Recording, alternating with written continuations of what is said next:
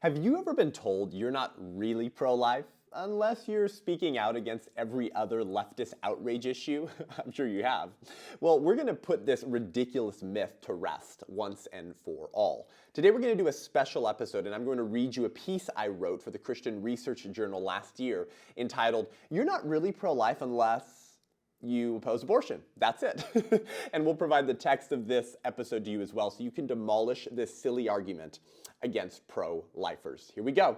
I'm Seth Gruber, and this is UnAborted.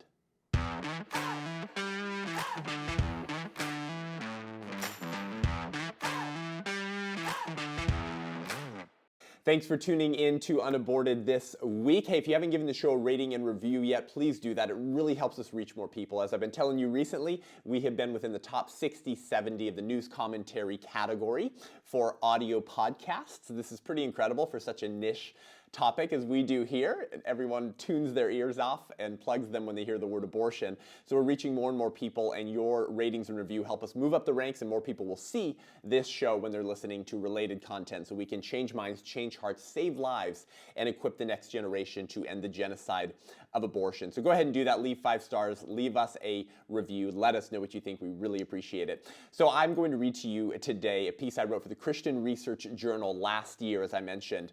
And I think this is an important topic because we're hearing this more and more right now within the pro-life movement, and particularly within American evangelicalism, particularly the left side of evangelicalism, people who call themselves sort of social justice Christians, right, or Christian leftists, who try to syncretize their faith with other sort of leftist virtues, quote unquote virtues, that have no relation to a Christian worldview. And so we really need to put this to rest. And the reason is because it's actually quite dangerous, is because we had a lot of whole life evangelicals for Biden who voted for Biden because they believed that while they were personally pro-life, they had to be whole life. They had to apply their pro-life beliefs to more than just abortion. They don't believe the term pro-life only applies to the lives of the unborn. They believe it must apply to every issue that can be tangentially related to the word life.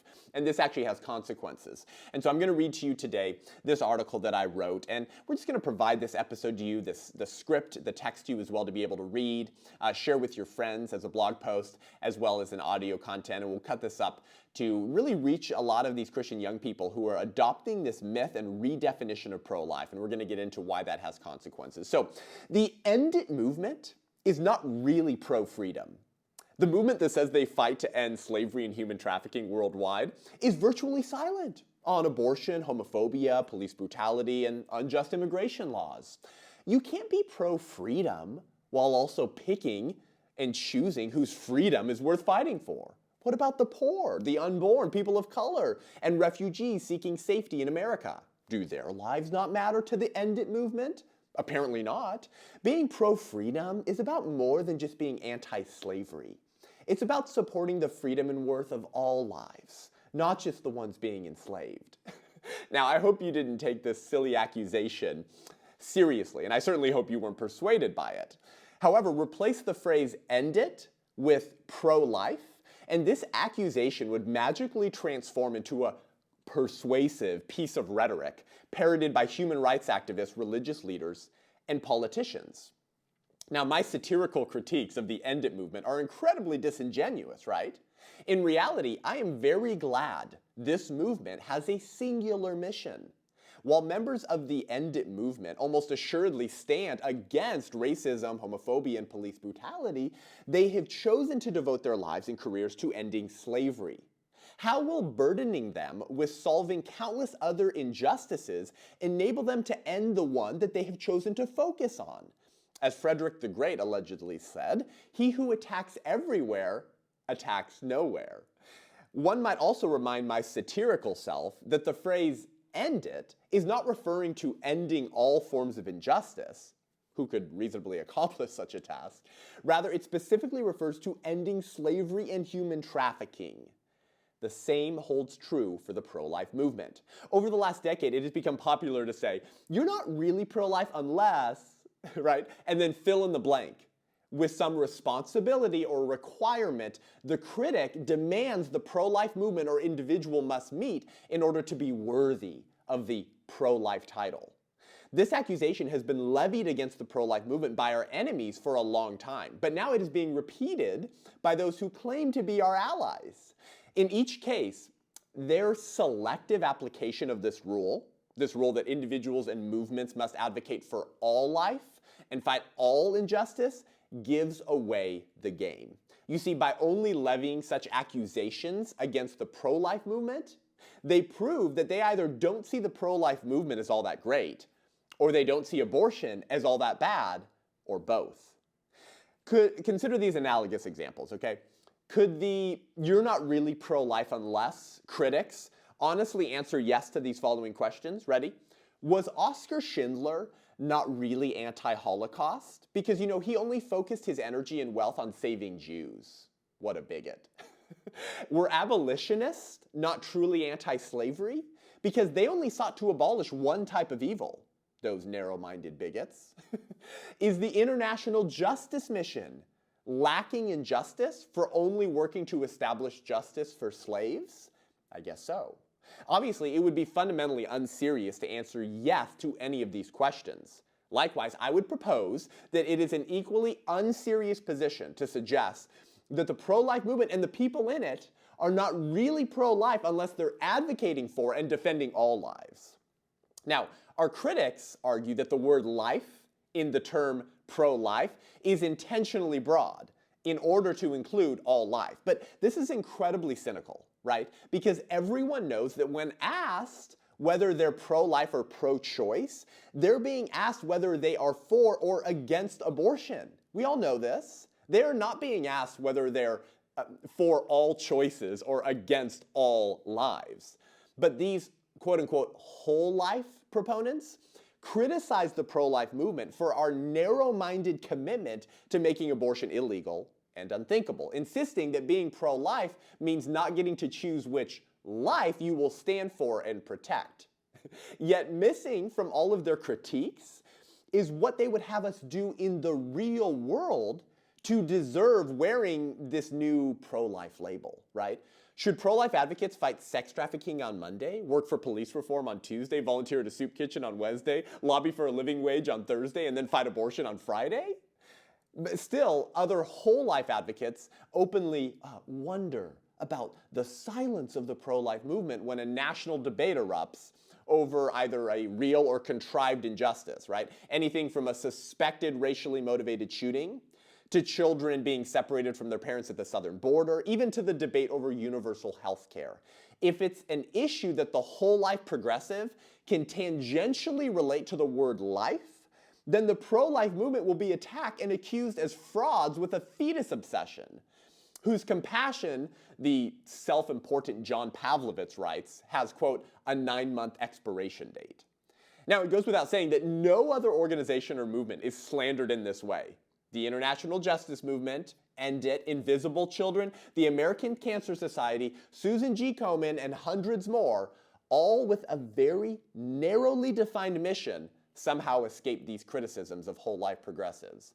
Despite the unfair accusations hurled by our critics, the pro-life movement is incredibly generous and committed to the life of children and families even after birth, boasting nearly 2,800 pregnancy center locations around the country, almost entirely funded through private donations.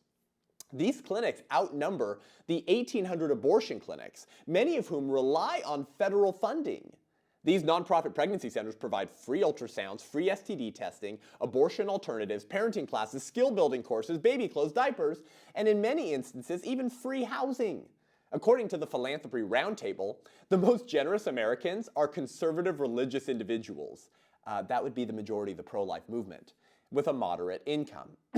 Now, a movement comprised largely of Protestants and Catholics, the individuals in the pro-life movement both believe and practice what Scott Klusendorf calls a broad and inclusive ethic. But it does not follow that the operational objectives of the pro-life movement must be broad and inclusive as well.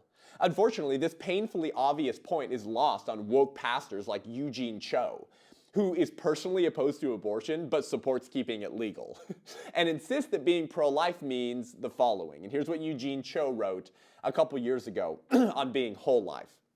He said, not just American lives, but Syrian lives. Not just Christian lives, but Muslim lives. To be pro-all life is to acknowledge the systemic injustice that operates against indigenous and black and brown folks in our culture. To be pro-all life is to be broken by LGBTQ youth that are 3 to 4 times more likely to attempt suicide. And the list goes on. Pro-life should not just be an anti-abortion conviction. It is so much more.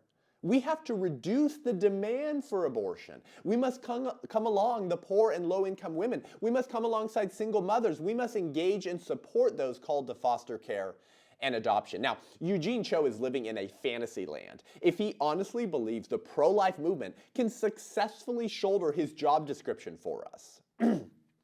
Imagine telling abolitionists in the 1850s that they aren't really opposed to the illegal enslavement and brutalization of African Americans, even while they spend all day seeking its abolition. Because, being an abolitionist means more than just a singular focus on freeing the slaves. Not just African American lives, but slaveholders' lives too. Not just African Americans, but indigenous Africans too. Abolitionism should not just be an anti-slavery conviction, it is so much more. Abolitionists have to address the underlying causes that lead plantation owners to purchase black men and women in the first place. They must come alongside poorer plantation owners whose income will be devastated if they have to free their slaves. This is what Eugene Cho levies against the pro-life movement. If the abolitionist movement had taken the advice and demands of today's whole-life progressives seriously, the abolitionist movement would have collapsed in on itself and perhaps extended the horrific practice many decades. Abolishing an evil that had been practiced around the world in nearly every society for many thousands of years was a large enough challenge without demanding that abolitionists assume responsibility for a cornucopia of other societal ills. Why should it be any different today for today's abolitionists in the pro-life movement? In fact, from a pure body count calculation, abortion in America has taken far more lives than slavery ever did. Abortion is arguably the greatest human rights violation in human history, with 63 million murdered preborn children in America since 1973, and well over 1.5 billion children killed worldwide since 1980.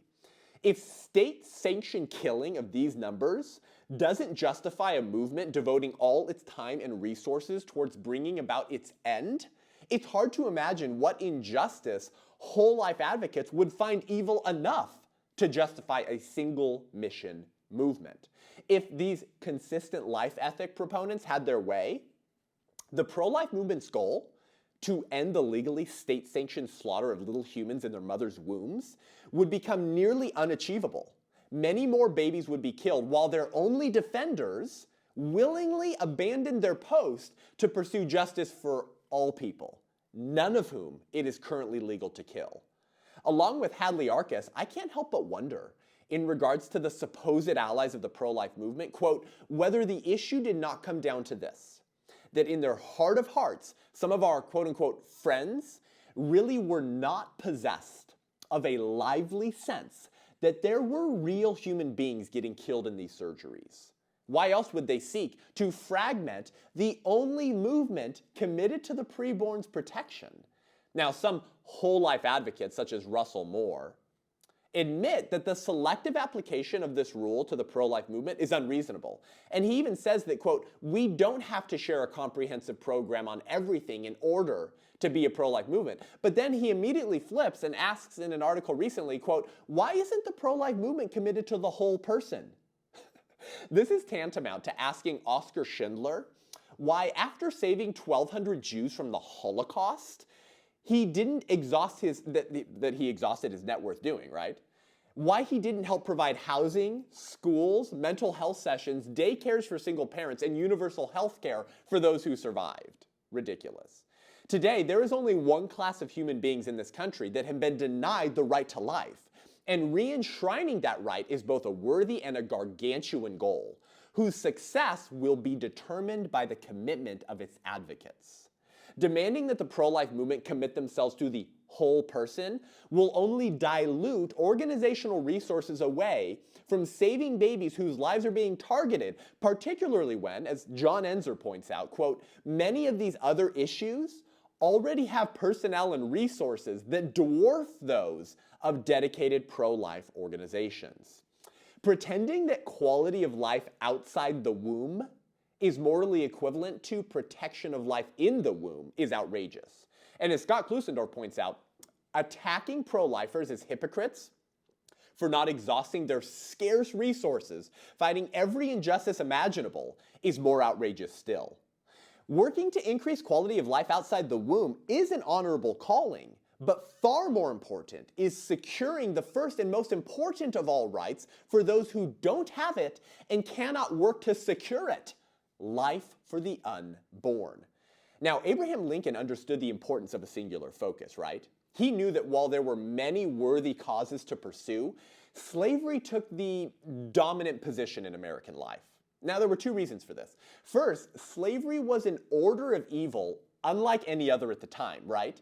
It represented the grossest inversion of the natural order, that all men are created equal, meaning that no man is by nature the ruler of other men, in the way that men are by nature the ruler of dogs and horses, and God was by nature the ruler of men. In a Judeo-Christian society that understood that people to be image bearers of God, slavery was both an affront to the victims who bore intrinsic dignity and to the God who created them. Secondly, slavery could not be tolerated because of the threat that it represented to natural rights, which, remember, provided the foundation for self-government. Lincoln understood that in accepting the institution of slavery and the premises that made it plausible in the first place, namely that not all human beings are created equal, our republic would be putting in place the premises that justified our own enslavement. Because in allowing some people the right to decide who are truly people or not, America was rejecting this idea of natural rights, therefore converting all rights into rights of positive law, rights that come from government. Lincoln understood that in eradicating slavery and ensuring that the promises of the Declaration were granted to the slaves, he was further enshrining freedom for all people. You see, Lincoln grasped what all our founders took as self-evident, that as long as a pure majority could create or deny rights to some people, there could be no natural rights that apply to all people. By grounding natural rights in our shared human nature, not only was Lincoln eradicating the premises of slavery, but he was also establishing this idea of human equality, right? And Lincoln communicated all of this in one sentence, speaking before Congress on December 1st, 1862, saying, "In giving freedom to the slave, we assure freedom to the free." As slavery was a litmus test of our republic in the 19th century, so is abortion today. Abortion is evil for the same reasons that slavery is evil, right? It denies the personhood of its victims to justify their mistreatment. If the abolitionists of slavery were justified in their narrow-minded focus of ending slavery for its affront to human dignity and its threat to natural rights and self-government, the abolitionists of abortion are more than justified in doing the same for the same reasons. Any critiques to the contrary prove that such critics either don't believe the unborn to be fully human, or if they do, they don't believe abortion to be a morally equivalent evil to slavery, simply proving they were never with us in the first place. Just as being an abolitionist only required that you oppose slavery and seek its abolition, being pro-life only requires that you oppose abortion and seek its abolition. That's it.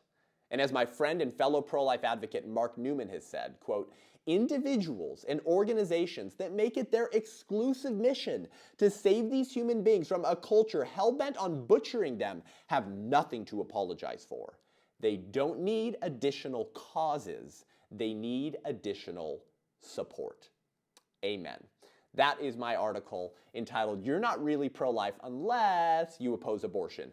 That's it. So thanks for joining the show today. Head on over to iTunes and YouTube. Give the show a rating and review. It really helps us reach more people. If you want to learn more and engage with me online, head on over to SethGruber.com, SethGruber, as in baby boy, ER.com to sign up for my newsletter, to see my speaking schedule, and to get more information. Until next week, I'm Seth Gruber, and this is UnAborted.